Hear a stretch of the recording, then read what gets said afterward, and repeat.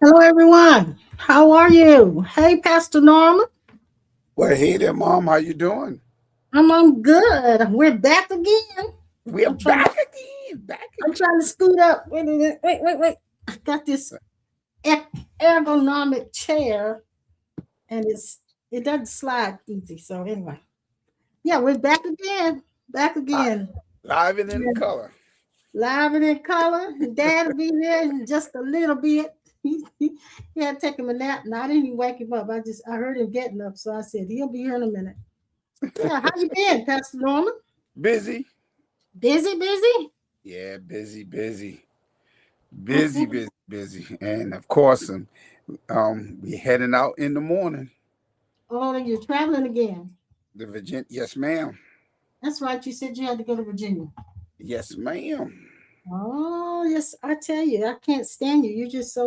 You're so busy and so good. That's good. We're glad. For those of you who don't know who this young man is, this is my gospel son in the gospel. I start to say my favorite son in the gospel because he is my son in the gospel.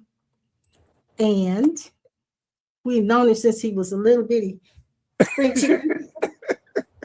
And now he's grown, he's got his own children and his own grandbabies, and he's doing well. He's got a wonderful ministry going on down there in Moncks Corner, South Carolina. And we love him dearly. He comes to be with us every Tuesday night for those of you who don't know. And the rest of you guys, you know who he is. This is Pastor Norman. Yes, they know me. They know me. Yeah, that's who's see who's here. That's my sister and my brother-in-law, John Grease is here. Kathy and John, I don't know if you left us on Sunday, but you came in a little bit and said you're going to be gone. But anyway, I'm glad you're here tonight. There's Kathy here, and there's Sandra here, and whoever else is out there as they come in. I always ask what Pastor Norman's talked about on Sunday. But I wanted to talk about a couple of things tonight, and I don't know when Dad comes, it may change the whole thing. But going through this process of decolonization, deconstruction, which started for you a whole lot during it didn't start in the pandemic, but really amplified and was enhanced during the pandemic because we were all shut in, of course, and you had your awakening and enlightenment going on during that time. So there were certain things that took place in your belief systems, our belief systems, over time, where we started out believing certain things, and now our beliefs are completely changed. Some of them we have even dropped. Some beliefs we've even dropped. So I want to kind of talk to everybody and get a feedback from everybody about how this process has affected you. And you don't have to give me a whole synopsis, but I just kind of want to know and how you have to, what are some of the perks and then uh, some of the things that didn't go so well after you had these deconstructing take place. I just want to talk about that a little bit. I don't know why. I just do want to talk about it because I think a lot of people are having issues and they don't really know what's normal and what's not, Mm-hmm. Exactly. and how they're supposed to feel. Yeah, yeah. But in the meantime, what did you preach on Sunday? I thought we was gonna skip that. I already jumped into what you was talking about. Well, of course, on the broadcast on Sunday morning, I preached from the topic. This is what faith looks like. Yeah, And I used the woman that had the issue of blood in Mark chapter 5. mm-hmm. And so I was breaking down, the whole story, the things that she did.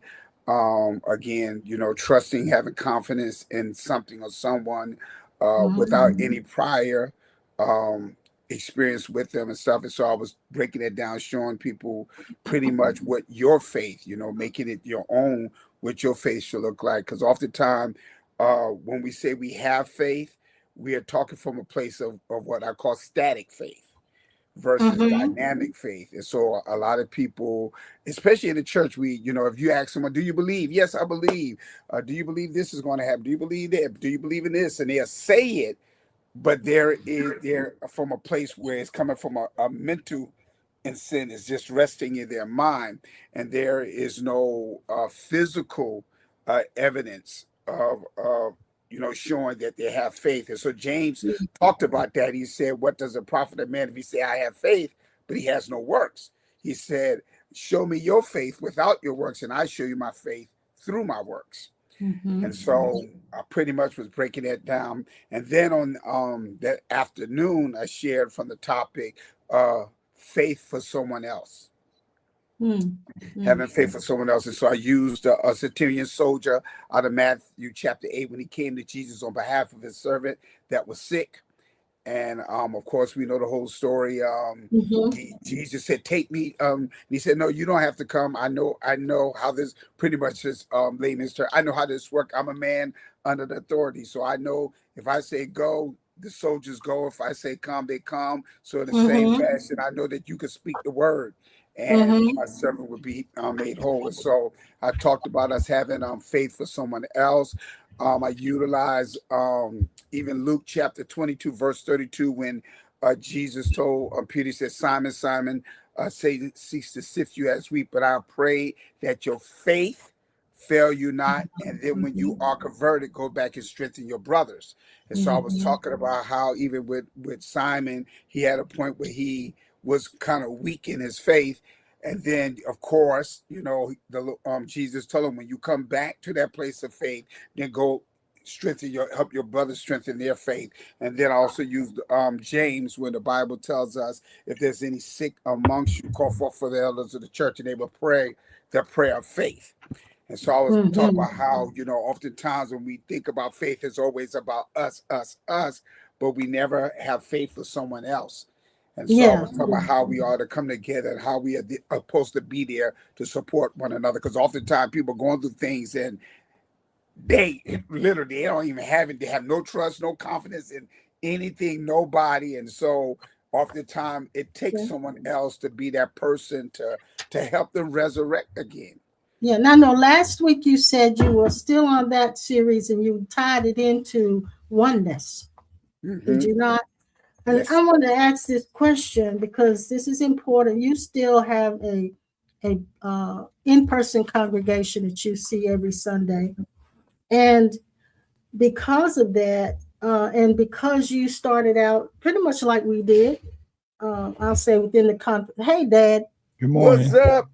How you doing? Good morning. It's morning for you, isn't it? Good morning. You started out pretty much the same way we did with being a mystic and a prophetic mystic at the same time. You started out within the confines of religion, pretty much like we did. A lot of legalism, a lot of do's, don'ts, rules, but with the supernatural and pushing that supernatural venue. But when going through your own deconstruction and your own changing, I should say, looking more deeply at the beliefs that we had and all of that, how has, this is for you personally, Pastor Norman, how has that changed your preaching? Oh, and now it's funny that you said that. See, I keep saying y'all have to be flies on the walls doing our church services. One of the things you stated, how we pretty much all kind of started in the confines of the Christian religion. Now our culture of our ministry has totally changed. I think I shared with y'all before.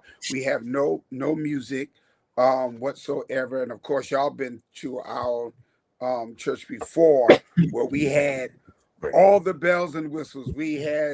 I was having a school of ministry Sunday mornings before we actually had our church service, and that was basically for all of the ministers and those that was in training and so forth. And the class, people started coming in like right at the end of the class, and they would literally make the statement, "Don't stop, don't stop, don't stop." So the class pretty much took over. So in your classes, what it was it less formal? How was it set up? Less formal? Was there open discussion, or was it lecture style? Yes, it was both, depending on how everything was flowing. But there are often times where I call them rap sessions, where I'll open up the floor and I want people to ask questions, because Yeah. again, we have a tendency of teaching on certain topics, assuming that the people actually got it, Mm-hmm. or they Mm-hmm. understand it. And so, of Mm-hmm. course, I discovered, through having conversations with different individuals, stuff like that, that some of them need more clarity on different things and so forth. So yeah, and it made me think about when y'all would come and Dad would teach and so forth, and I knew he was blowing their minds and so forth. And so right after that, our next gathering, I would just have a open discussion. I said, well, I know Yeah. y'all got a lot of questions. And so Yeah. we would Yeah. go from there. And in all actuality, I enjoy those better Yes. than, Yeah. the very formal thing, getting up preaching and Yeah. so forth. Yeah. Yeah. So So, so so having said that, um, I noticed that there is a culture within Christianity that is shifting, mhm, where people, they still like the bells and whistles, but they're now more serious. And we had this term, we called it serious seekers. mhm, uh, they're now more serious seekers within the Christian religion. mhm, Yeah, within the Christian religion, there are more serious seekers. And the serious seekers, they like music and all of the other bells and whistles, but they're not motivated to only come just because of that. mhm, So there has been a deconstructing in a lot of us, I should say, because those who would follow you or Dad or myself, they are not your typical average churchgoer. mhm, They want more, and they expect more. They mhm, expect, they expect more clarity. They expect more to open up to them about who they are, and the deeper questions of life. The deeper questions of life are, that's your computer over there. It's open. You have something open over there. But anyway, the um the deeper questions of life, the more existential things they're concerned about, and because they've come to a point where church no longer really serve them, even though they may enjoy the church service, it doesn't fully serve them any longer. And so now that has changed your preaching. So how do you incorporate now these things that you now have embraced? mhm. How do you incorporate that into your preaching? Well, pretty much, like I said, my whole style of preaching, and again, I said that y'all had to be a fly on the wall, because I said that on Sunday. I'm at a place.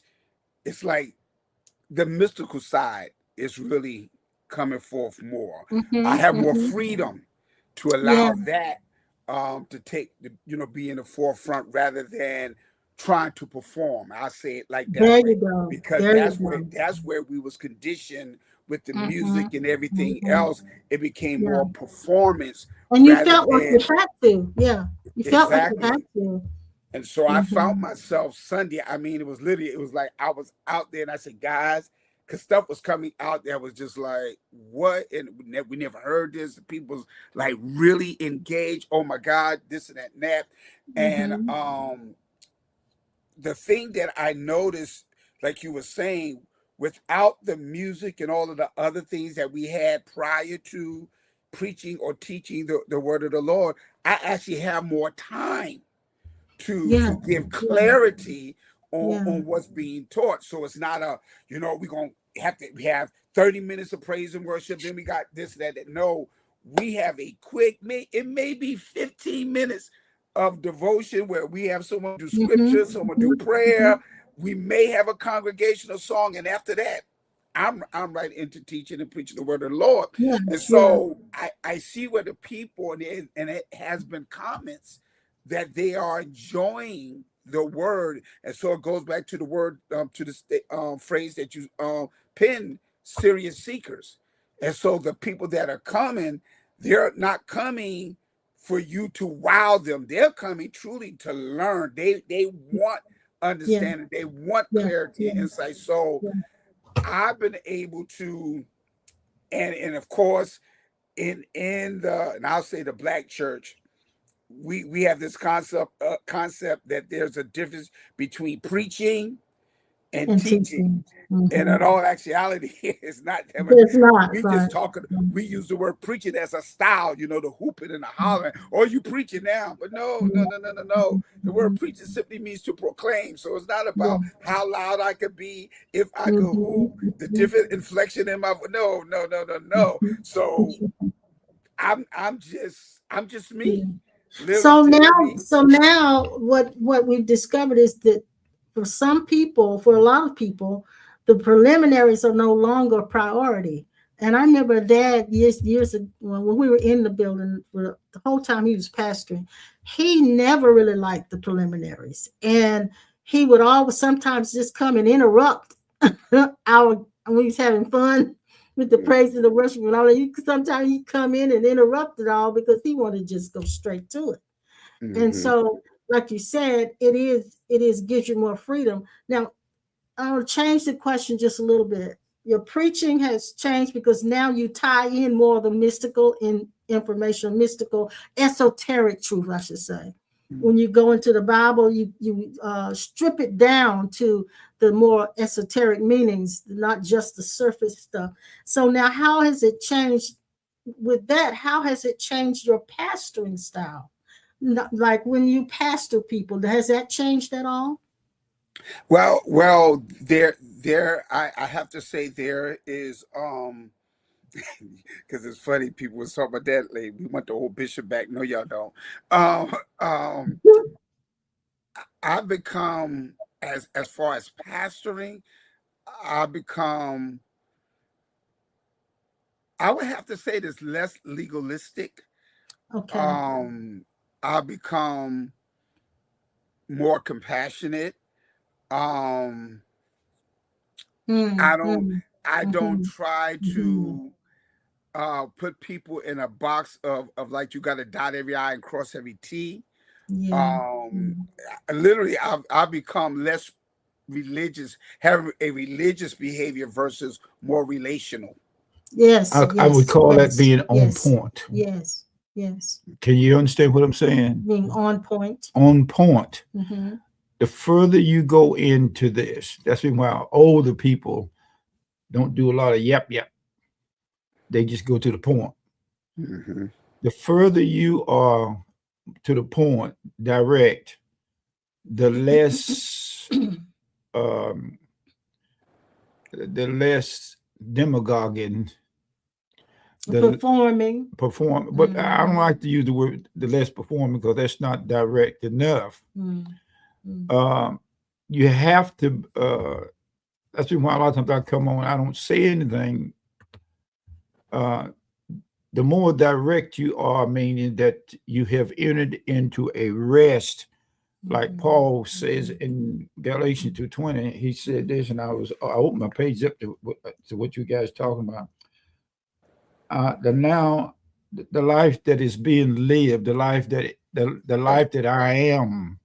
When I am, consciousness, awareness is more seasoned. You couldn't find out that when Jesus said, you can have what you say, speaking to the fig tree, you don't play around with it. You go straight to the point because you find out, watch this now, you found out that what you're looking for, you really are looking from and not looking for. You become less performance reptile. You leave the animal nature and operate in the direct God identity. The God identity discerns by insight, perception, direct application of the Christ self. And it tells me that most of the preaching that you hear or the teaching don't go to the point. They have to build up.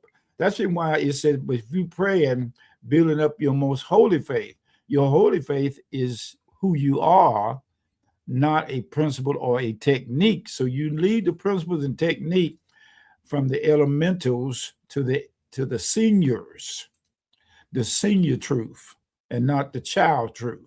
The child truth is constantly waiting for something to happen or looking for your help to come. And you know the help that don't come is already there. So you don't mess around the mulberry bush or play around the creek bank. You go right, jump in the water.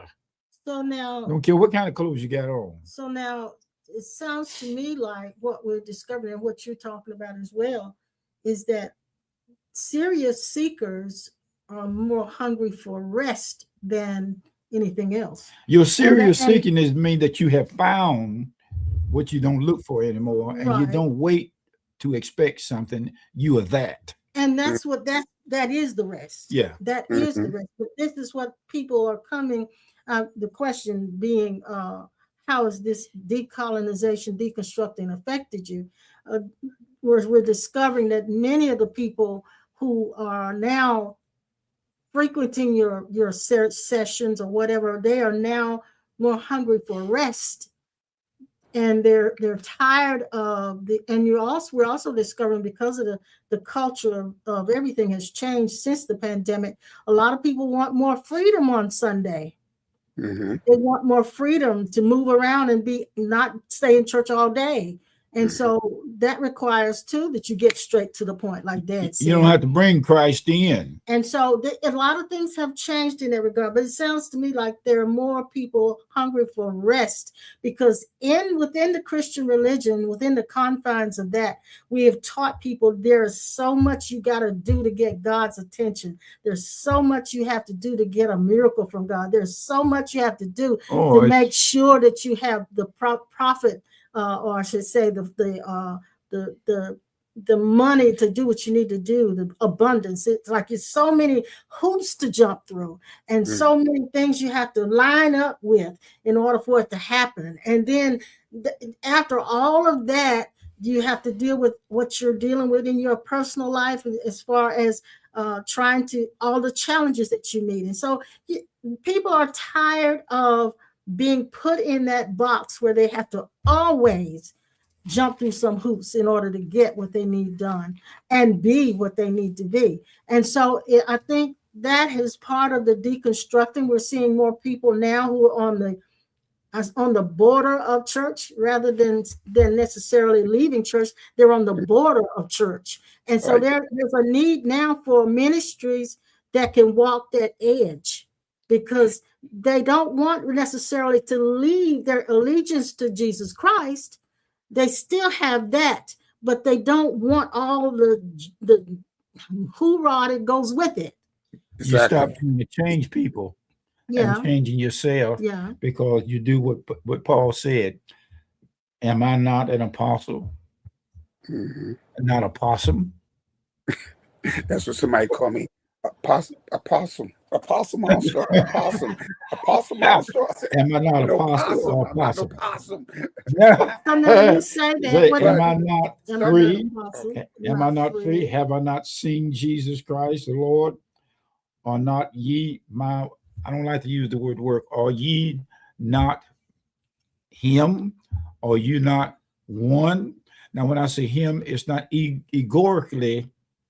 egotistically saying you're him. It is finding out with effortless effort that you do not have to try to prove a point, even though it may seem like I'm trying to do it now. I could drop this. I mean, you can drop. In other words, the stream that flows from the mountain finally hits the ocean. And once it hits the ocean, there's no more you trying to perform. And see that now. You sound like a monk. You sound like a monk just now when you said that. Yeah. Who? Yeah, a monk. A monk. Oh, really? He does. Yeah. So, and I was about to say that sounds like more like the sages talking than it does the preacher talking, which is what we're talking about. This is the deconstruction, and this is one of the things. Give an example of deconstructing, how a specific thing can take place. Just last night, I had another awakening. We have so many. That's constant born again. As there are beliefs that we have are debunked, you'll have more and more awakenings. Mhm. So I was watching a video last night about how the 10 Commandments were given to the tribe of Israel. This is strong. To the tribe of Israel. Now, this person that was talking about it brought this out, and I had never thought of it. He said the 10 Commandments were never meant for children or anyone younger than age. An adult. I'll just say an adult. Mhm. And the reason for that is the 10 Commandments were given to the tribe of Israel before they were split. And they were given based on their survival, and they had no laws. And so these were laws given to them as a tribe. They were tribal laws. So it was all about preserving your mom and your dad because they didn't have anybody else. That's where there's honor your mother and your father, that your days may be long in the land that the Lord God gives you. The land that God was giving them, they had to divide it up and they had to take care of their parents. So they had these laws given to them because they had none and they had to have a way to govern. These laws, these 10 Commandments were never meant for everybody. For children. They weren't meant for everybody. That's I don't mean just children. Yeah. They were not meant for anybody outside of the nation of Israel. Now, this is a deconstruction. What you're actually saying is growing up in Christ. They grew up. Yeah, this is a deconstruction because now I realize that they were never meant for me. They were never meant for you, the ones that are listening to me now. You're not acting like an adult if you have to constantly have the book in your hand or have something to pull your attention. You know what your center is. So I've deconstructed again. Mm-hmm. I now realize that all of those laws that we have been told from the time we were born into this earth in the West, that these were for us to follow. These laws had nothing to do with us.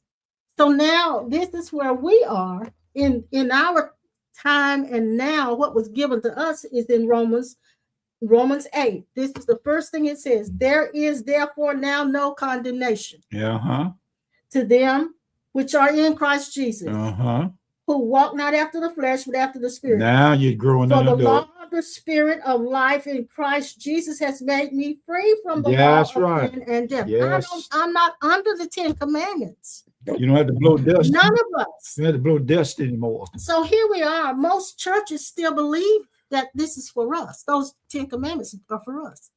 They were only for Israel. And that's what, again, and it's funny that you brought that up because, again, we have to remember that there was more than just the Israelites that were existing. Mm-hmm. And again, part of the reason, even with the 10 Commandments or whatever, is because Israel was desiring to be like other nations. Of course, you remember they started requesting. They wanted a king. They wanted to be like everyone else. And so a lot of what came through, especially the book of Leviticus and stuff like that, it was because of them requesting that all God actually said, you would be my people, I would be your God. It was always about a relationship. So again, a lot of people don't understand when Jesus came and how he talked about the fulfilling of the law, how he was always being opposed by the Pharisees and the Sadducees or whatever. He was the fulfillment again, because the laws was given once again to show the love and the behavior that God had towards his people. So it wasn't something to bind the people up or, make you so conscious that you got to dot every I and cross every T, or if you cross it was still yet given to try to exemplify the love of God, the love that he had for them. And so now when you talk about that, it's also a cultural thing, because Mhm. there were laws that was given to Israel, but again, there were other nations who had laws that governed them. So, like you Yes. said, things Yes. that are given to one tribe may not be the same thing as given to another tribe. And even, and it's funny that you said it, even in the midst of Israel being 12 different tribes, each tribe had their own laws, rules, Mhm. parameters that governed them, Mhm. Mhm. even in the Yes. midst So of when the you, Israelites. yeah. So when you look at the book of Deuteronomy, and much of the Old Testament is strictly for the nation of Israel, and so the laws were given to them not so much to keep them godly, make them godly. It was so that their nation would be preserved. This is why there were certain things they couldn't eat. There's certain things they couldn't touch. It was so that they would not have diseases and things that would take them out. So this is what we don't understand. We thought God gave them all of this because he wanted them to be godly. That's not what it was about. Here's the esoteric meaning of the Mount of Transfiguration.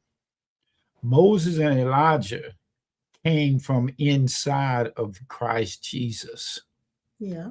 or Jesus Christ, whichever one you want to say it. Yeah.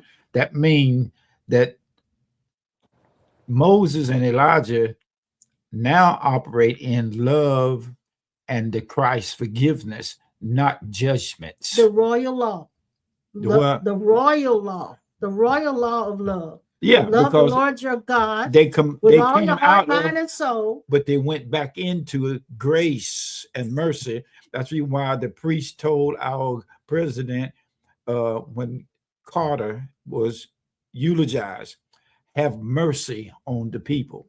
He don't know how to do that. Yeah, yeah. So now we're understanding what it means to walk in grace is to walk in full awareness of your Christ identity without having to be tutorium like a child. And those that who have to quote direct it to you or anything, they're not grown up yet in Christ. Mhm. We think growing up in Christ is getting, seeking, knocking, and asking.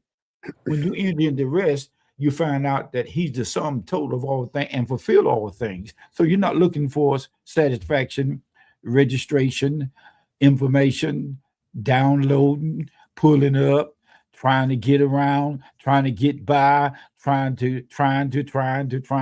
You enter into rest. Yeah. So Exactly. that's what I was saying. And it goes back to some of y'all you talked about so many times before, rather than try, be. Just Look be. out. And I'm gonna so get. and a lot of people still get stuck in the behavior of All right. trying versus All the right. behavior of being. There you go. So under the royal law of love, which is the royal law, it's the only law. It said under this hang all the other commandments.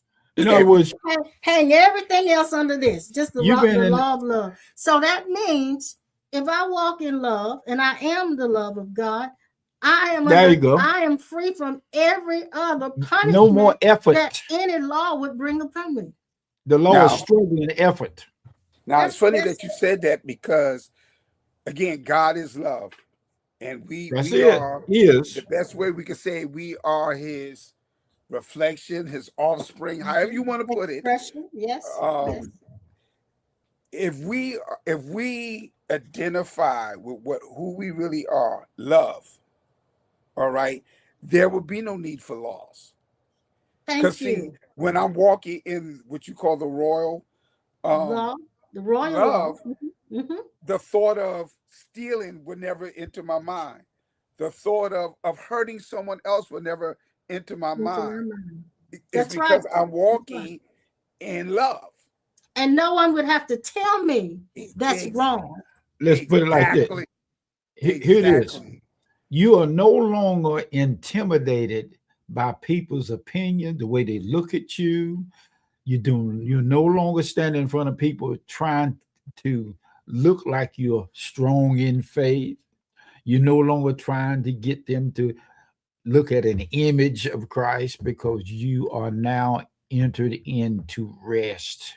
Yeah. And in that rest, you are now, you can, you know what? I think I used to do it. I can't remember, but I may have. I could come out and stand in front of the audience and look at them. You don't intimidate me no more. You're not threatening me no more. You didn't hire me. You didn't fire me. But I did realize that they could not come to this church no more. Yeah, yes. I realized that. That's the So you, equivalent of being fired. That's the equivalent of being fired. yeah. But you know what I'm saying? You ought to be quiet. Little Richard used to say, "Y'all shut up." With the business of church, you only have a job when you have popularity. That's right. You're not looking for you're not going around tasting everything on the bar. So some of us and I'm glad you used that term, because that has been the most deceptive thing, the business side of church, or the business of church, and it was never intended to be there again, and that's something that I'm also know when you're talking about deconstructing and so forth. A lot of things that we gave religious definitions for certain terms, like when you was talking about the apostle last time, we was talking about the word apostle is not a religious term. That's right. And that's what we have done. The word apostle predates Jesus himself. And that's what people don't understand. And so there are a lot of terms that even the word church, we have just tore that word up, made it something that is not, put our own connections, our twist to it, or whatever. And it was only a word to use to describe a nation of people, not a religious order. Now I'm going to say something else that will help to deconstruct you as well. There's a term called the demiurge, and I'm not going to go into all of the details about it, but it's called the demiurge.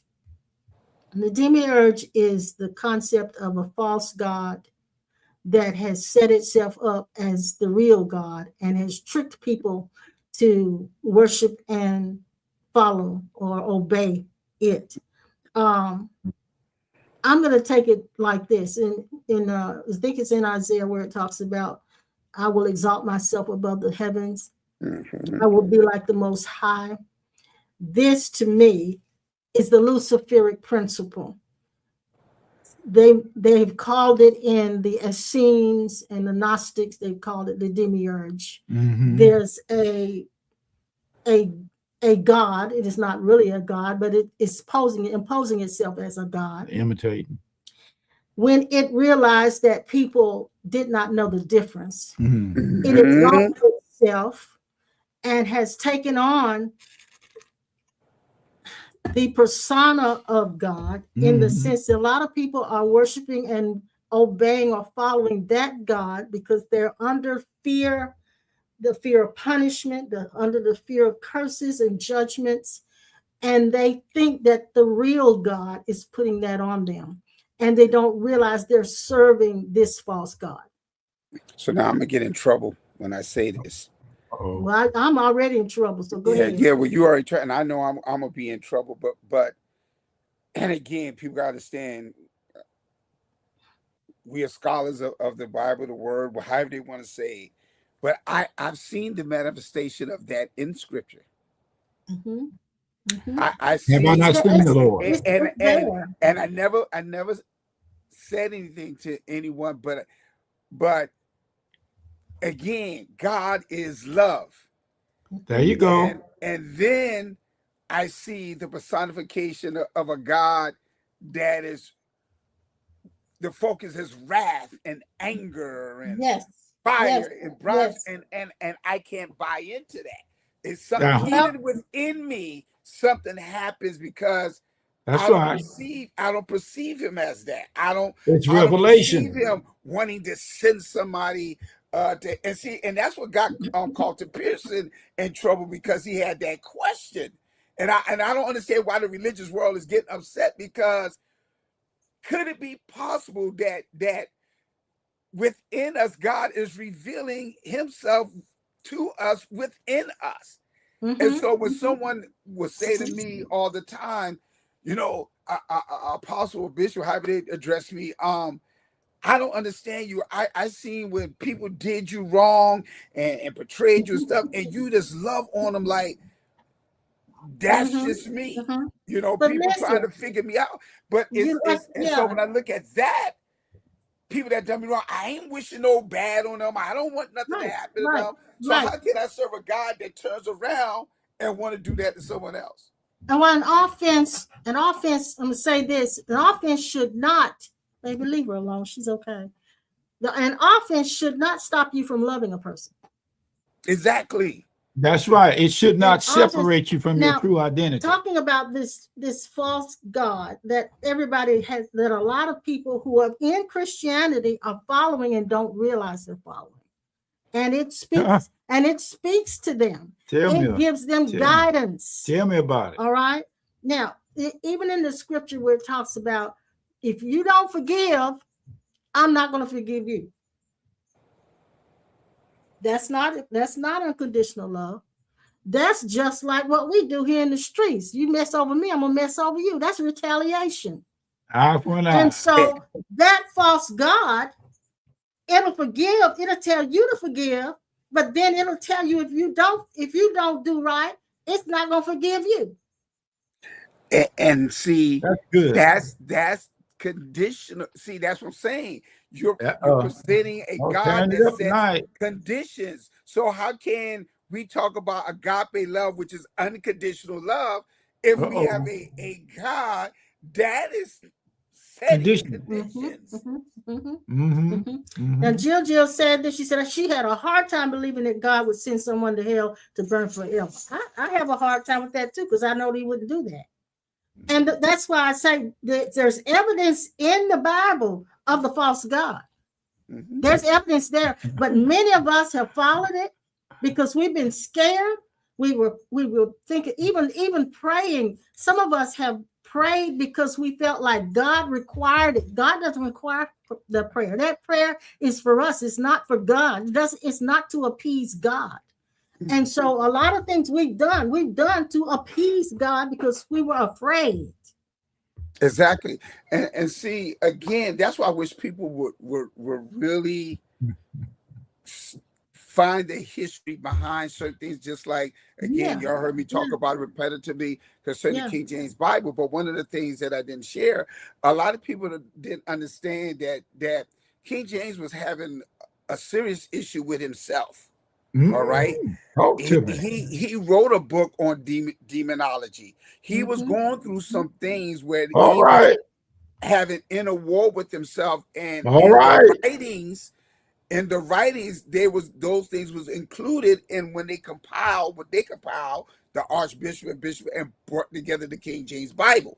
And again, they don't understand that there are some things that they need to go study the history of him, the work of the compilation of the King James Bible and everything, and you will discover that he was one of the first ones that had written literature on demonology. Well, one of the reasons that people are having trouble listening to us and other people who speak these truths is because they don't investigate. They don't study. They don't do their own research. They wait for somebody to teach them, and they don't know when somebody comes along with something totally different, they fight it and resist it because they have not studied. They have not applied themselves to find out the truth. They haven't done it. They just accepted everything at face value. Because see, even like when, and I'll never forget this, when, and of course, we, was exposed to this back in the 80s, all right, about we are gods, all right? Yes.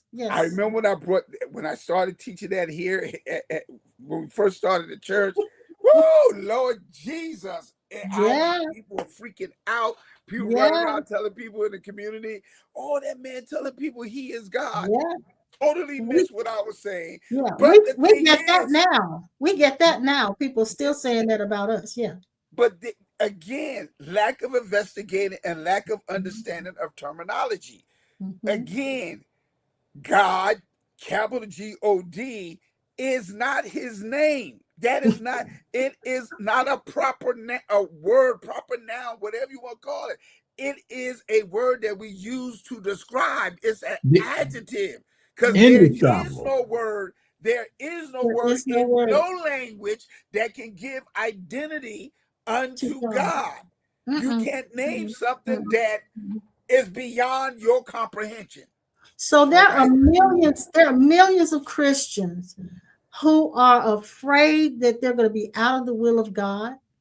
They're trying to walk a chalk line because this God has told them that if they didn't, they're going to end up in a place of eternal torment, or they're going to be judged. And so this is where the debunking comes in. We're debunking tonight. And because we're doing that, there may be people who are listening who they are actually afraid when they hear stuff like this. Actually afraid that we're gonna say something that God's not gonna approve of. And then they don't want to hear it because the next thing they say, that's the devil. they'll say it's the devil. And you just made me think about something.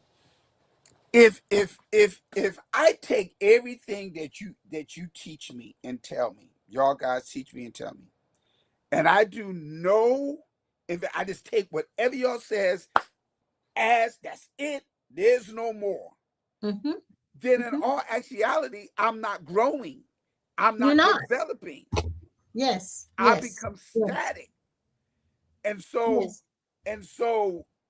that's one of the things that they need to understand. If you take it what somebody else says as law and there's no more, you yourself is not evolving, you yourself is not growing, you are still yet without your true identity, the awareness of your true identity.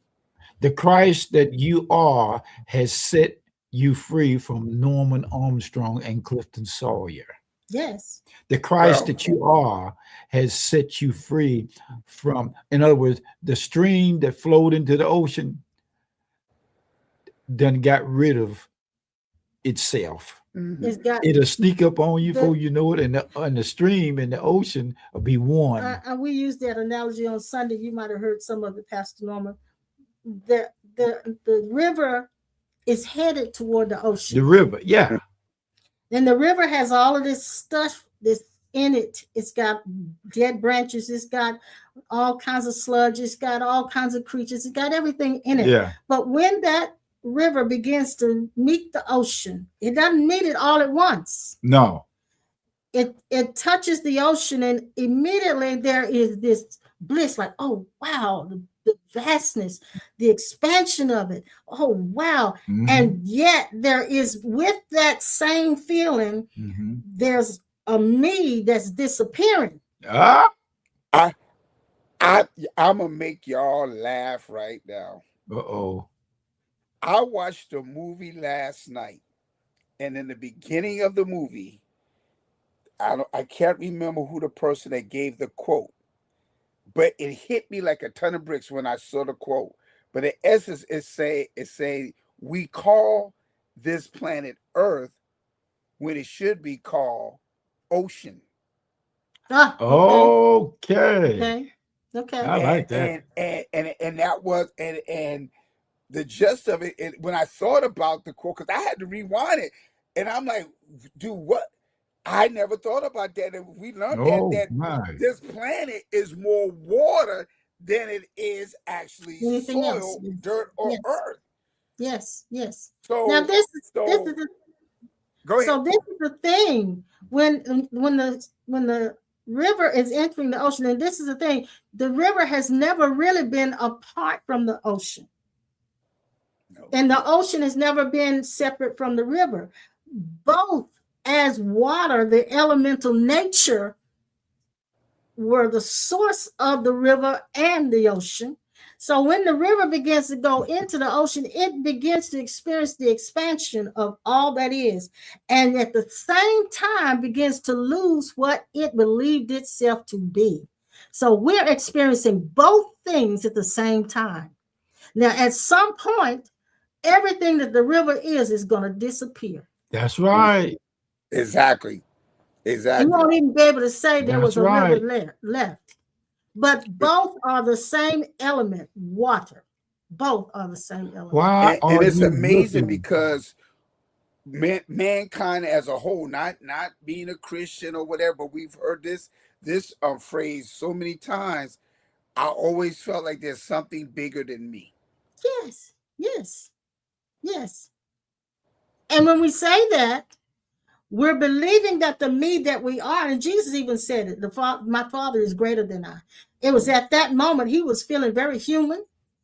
And he said, my Father is greater than I. And then another time he comes around and he says, when you seen me, you seen the Father. Exactly. So he's having the same expansion.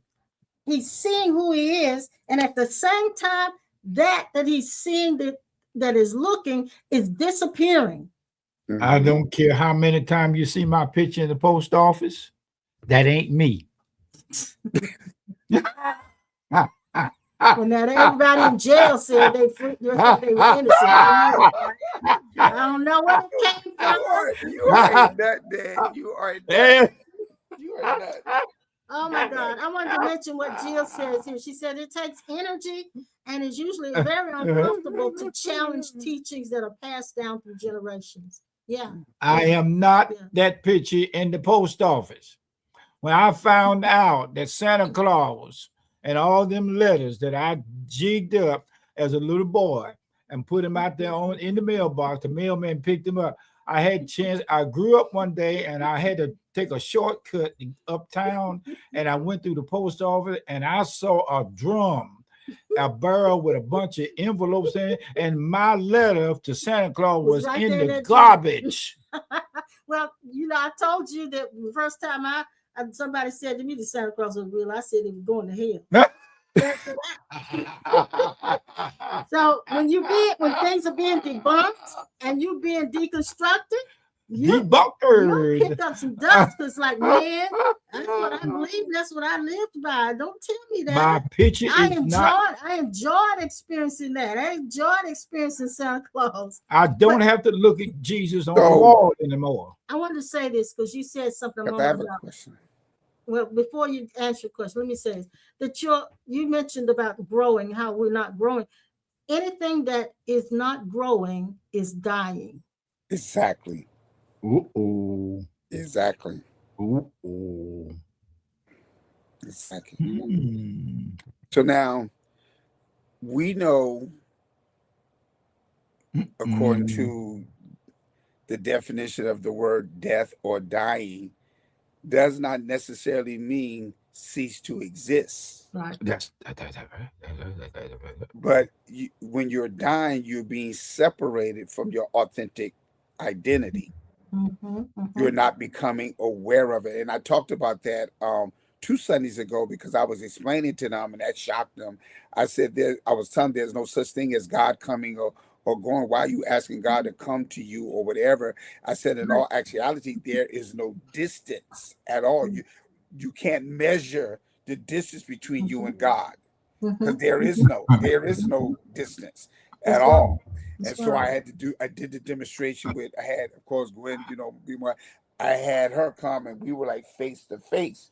So, when you're talking about I want to get closer to God, there is no such thing as closer. You can become more aware because you can be up on something and not be aware of it. And if you're up on something and not aware of it, that means you're blind. Okay. Have you noticed when you did that, if you paid attention, we used to do this as kids. When you get that close to a person, you no longer have 2 eyes. You only have one. One, exactly. That's kind of like being cockeyed. You only have one eye. That's kind of like being cockeyed then. You only have when you get that more close, like Cyclops. When you get that close, there's only one eye. There's only a single eye. Ooh, you stink, girl. Hey, I tell you this. This is funny what happened. I went to cookout, and we walked in. I want you to tell them what happened when you went to the place about your tires. Yeah. Tell them about that. This gonna get you. I got a whole lot. This is the power of the authentic self. I want to just hear this. I got 40-inch tires on the Jeep.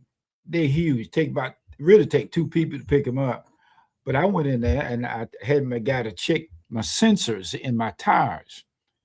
I thought maybe when the light came on, there was just one tire. But it was all 4. All 4 of them need to be replaced. All sensors. So he checked the sensors, and I bought my sensors and took them with me to put in my tires instead of using theirs. So it saves him money. So he took his machine and took the item that I bought and tested it to see if they would register on the machine as something they could use and put on my Jeep. If it didn't register, they'd have to supply them themselves, which would cost me more money. So what I did, he told the guy, the manager, whoever it was, gave him the pack that I have of my own sensor, and he was testing them on his machine. He tested one, it was good, he could use it. 2, 3. When he got to the 4th one, it wouldn't work. So he said, well, sir, you got 3, you need 1 more. And all of a sudden I'm sitting there looking at him, and he said, let me do it again. And I said inside, make it work. Make it work. That was the Christ in me. Speaking of the Christ in him. Yeah, as me. I didn't say it verbally. I said it inside the sanctuary, inside of me. I said, you said make it inside, work. Just like the woman with the issue of blood. Yeah. If I could just touch. That's what I taught. That's so what I said inside, make it work. He put that sensor down in his machine. He said, oh my, it's working now. I did that in the Christ identity, not as Sawyer. And you weren't trying to convince something into being. He said, sir, they work. So now the Jeep is at the shop now, waiting for somebody to send me the money to pay for it. Don't go there. I'm advertising. There you are. But yes, I am advertising. That's the power of the authentic self. That's the power of the authentic self. And now it doesn't work up. Trying to believe that it'll work. It doesn't. It doesn't come from that place. He didn't see, even that's know the part about faith. That's the part about faith that I was telling her. It's not about you trying to believe something. You just, it's just, I don't even know the word I could use for that because it's not. It's speaking the declaration of truth. You said just make it work. This is what you said. Just make it work. Yeah. I did. I said speaking to the sensor, not to. I was speaking to the Christ in the whole universe, and he said, "Oh, it's working now." So now all I got to do is wait. You hear what I said? This is what I'm saying. This is what I'm saying. I'm about you. This is what happens to a lot of people. They think when they speak a word of faith and it works, God went into motion. No. See, that's because again, the woman that had the issue of blood, Jesus had nothing to do with that. And he said, your faith made you whole.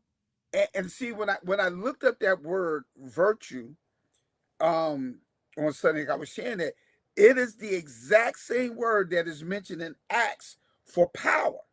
You shall receive, after you receive the Holy Ghost, you shall receive power. It's the word dunamis, which means to have the abundance. Now, see, that's what people don't understand. To have the abundance of ability to perform miracles and mighty acts. So in essence, we have, not God, we have the abundance, which means we actually is unlimited in what we can actually do. Yes, that's why Jesus said, we're not aware of it. Exactly. The works I do, Jesus said it, the works that I do, you will do greater than this. Exactly. Because he knew we were the same as he is. So now if we take that, which is St. John 14:12, if we take that and we ask ourselves the question, why are we not doing greater? Then it should be an indication to us that we obviously is not in the place of awareness like we should be. Full awareness, that's right. And we are seeing an image of ourselves that are lesser than and limited. And so the audacity of the Christ self said, make it work. Jesus said that. And what I was going to say to you is this. That word didn't go out into the ethers. It didn't go out into the universe. That word, make it work, spoke to the sensor. Yeah. Okay. Because the sensor made it work. Yeah. It spoke to the item. Went to Outback. Is the Outback restaurant? Where we go get the chicken where you drive through? What was the name of that restaurant? When we go order, sometimes we don't get out the car. We go through the window. Are you talking Chick-fil-A? Yeah, Chick-fil-A. No. It's the other one. It's the other one where a What little other bit. one? Well, I'm gonna be able to tell them But about go something. ahead, tell me. Okay. I went in and we sat down. Before we sit down, we placed the order. When I placed my order, I said, I want a, uh chili dog. So I got my order, went and sat down, and I got rid of the bite. I bit in that hot dog. I said, wait a minute. They don't understand. Young folks don't know what a chili dog is.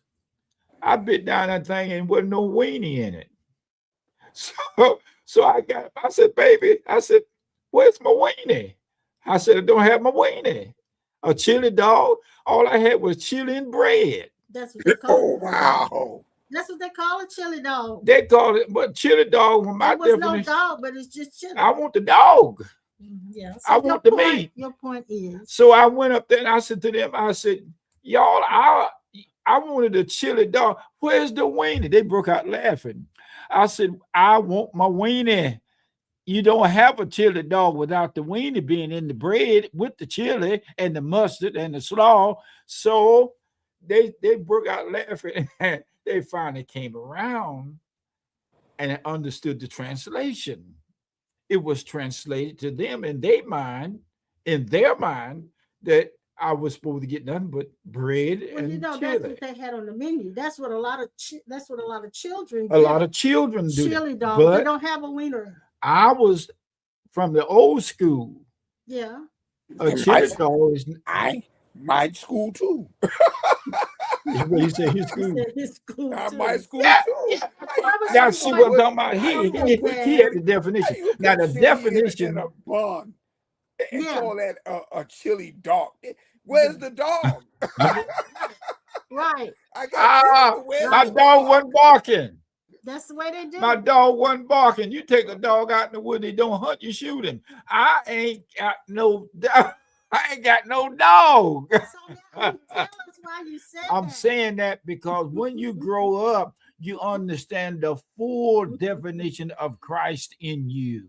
Well, I know that this, and we've been on here an hour and 6 minutes. But anyway, what? Remember Jesus said, the God of this world comes and he has nothing in me. That's the false God. That is the imposter God of this world. And many people as Christians are serving this imposter God. They're living under fear of punishment, fear of and what is it, the imposter God name? Fear of God's anger and wrath, and they're doing nothing but serving that imposter God. And that imposter God is called what we found at the name? Well, they gave it a term called demiurge. Okay? Demiurge. Well, I want you to think about this. Most people in 90%, especially if they were young, supposedly came to God out of fear. Yes. Because if you don't come to God, if you don't get saved, you're going to hell and da da. Yep. And they did that because no one in their right mind wants to go to hell. And so again, that is not that's why. How can that be love if I have to force you to love me? I have to force you. There you to go. Come into a relationship There you go. with me. Most relationships that are forced enter in divorce court. And it demands praise and worship. Exactly. It demands that you worship it. It demands that you praise it. That is the imposter God. That's right. So I want you to be free. I want you to at least listen to what we're saying. Walking in love. And even if you're afraid to go against what you believe, I want to plant this seed in you so you can be fully deconstructed, so you can see the real God. You can't see the real God till you give up the false one. What is this that comes online from many preachers that's coming on there, taking the Bible and fighting with it? Taking the what? Fighting with the Bible. There's some that come on there. That's no different than the political arena right now. It's egos on display. That's all it is. Right. Everyone, the thirst of power, the thirst of recognition. Yes. I have to prove that. That's why a lot of times, I mean, even in just simple conversation, I laugh at some preachers, and when I sit down, I'm literally quiet when I'm around them. I don't say much of them because I'm hearing them all trying to just put it out there. Yeah, you know, Yeah. oh man, Yeah. this and we did it. And I'm like, really? Is this what this is all about? Really? Yeah. Well, actually, years ago, Dad and I were invited to a ministers' meeting, and there was all of the really top ministers, especially in the Triad area of Durham and Raleigh and Greensboro and all this, and they were all there. And when we got there, the host pastor, of course, he was one of them. Dad was we were the only one that brought money to help with a situation. You remember that? Yeah. The only one that brought a check from the church to help with the situation. That's right. The rest of them did nothing but toot their own horns. That's all they did. Wow. They said they needed help, so I came to fix it. He came to help. I came to help. They didn't. They came to run their mouth. Yep. To show each other what they were doing. And I did it. And I don't think they liked it because it showed them up. But at the same time, I wasn't trying to show them up. I was the Christ being honored to the Christ in the situation. And they came now with a bunch of chin music. And they were going at it, boy. Hoopla. Everybody wanted to prove they had the bigger and the best. Yeah. So yeah, I was telling them to go take 50 golf balls and a 50-foot water hose and suck every one of them through it. Now look, they all gonna be up for a rude awakening when everything, like the description y'all gave, everything flowed into the ocean. That's exactly. right. It's all right. It's all no individual you. Yeah.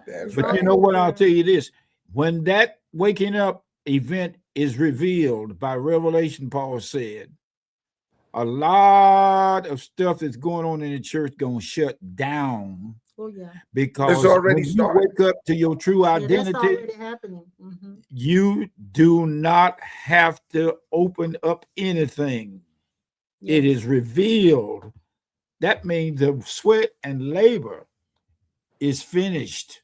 Yes. Yes. God is your air conditioning. Yeah. He done cooled your lily. That's what's done happen. That's what's going to happen. And it's happening now. All right. Now, look, guys, we could stay on here another hour running our mouths, but we're not going to do it. Jill says fear and belief in separation is supported and used by the false God. Yes, it is. That's right. And I would encourage you guys to study, do your research, check out everything we're saying. Don't stop with us. Don't just take what we said and the demiurge. And don't, even if you're resisting what you've heard, take it and do your research. Study about the demiurge, and you'll come out and understand who the false God is. I'll be honest with you. Dad and I have kind of gotten to a point where we don't believe anything anybody says. No, and taking it at face value. No, on television, radio, TV, nothing. Anything. And that's including everything that we've heard in the past and stuff we've even embraced recently. We now know that any of that can be debunked. The mind sitting up in the tree. At any point, God can, the spirit of truth will reveal the truth to you. And when that, at any time, anything that you believe wholeheartedly can be stripped from you.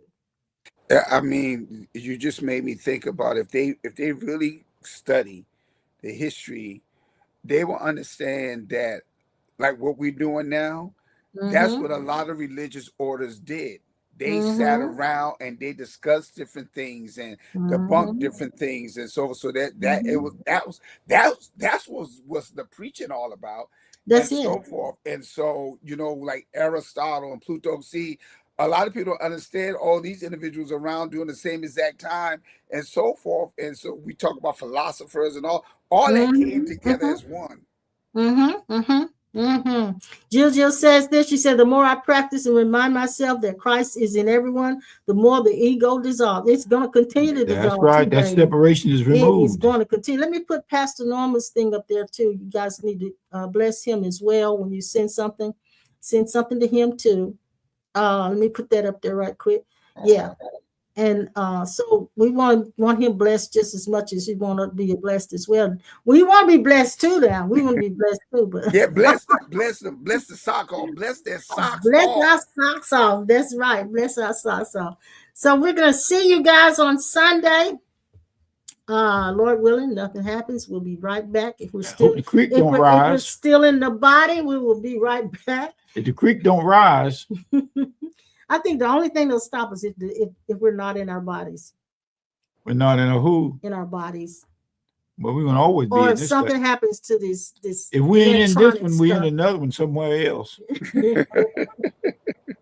That's possible. That's possible. Now that's We another don't thing we can. just because you don't see me don't mean I ain't there. That's another thing that could blow your mind when it comes to deconstruction, is realizing that this is not the only place that God has. Hey, see y'all been in my stuff Consciousness. again. Y'all been in my stuff because I was talking about Enoch on this past Sunday. Enoch this past Sunday too.